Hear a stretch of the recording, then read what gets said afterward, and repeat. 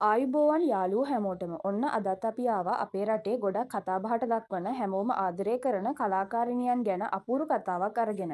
කාලයත් එක්ක හැමෝම වෙනස් වෙනවා තමයි. ඒත් රිදී තිරයේ දිදුලන අපේ ආදරණීය නිළියන් මුල් වතාවට කැමරාවට මතුවෙද්දී හිටපු විදිහයි අද ඉන්න ස්මාර්ට් සහ ග්ලැමරස් විදිහයි දැක්කම නම් ඔයාලටත් ඇත්තටම පුදුම හිතෙනවා ඇති නේද?